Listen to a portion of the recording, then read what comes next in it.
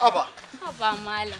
Tun ɗazu kana bina na gaya ma ka rabu da ni mata aure ce ni dole ne ana soyayya dole ne na gaya ma mata aure ce ni ka kyale ni mana kaka kashe min aure. To ni ma da rana a kaina da haka samun number kawai yau ko kin so kin samun number wayanki saboda ni da ke zamu joni. Number waya na kake so. Shikenan ka bi ni gidan mu sai in sama number waya. To ba da mu duk inda kika shiga sai na bi ki yau zan ga karin rashin kunya ba bariki bane.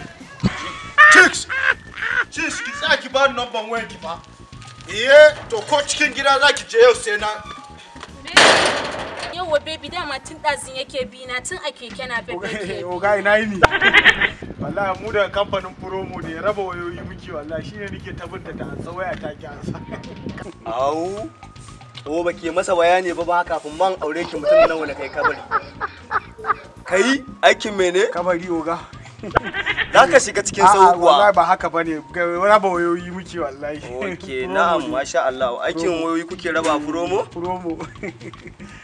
To ke alhamdulillah masha Allah to ake kin ma samu waya ai kawai. Ye.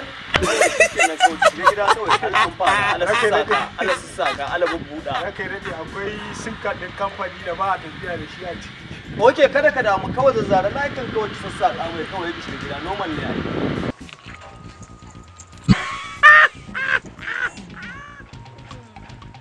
Oga. To me ka masa layukan? Sauri ki bashi layin shi mana ke kuma abu a'a. Shiga gida. Anti. Kai, jare.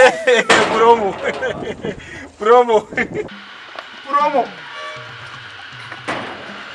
Promo. Promo.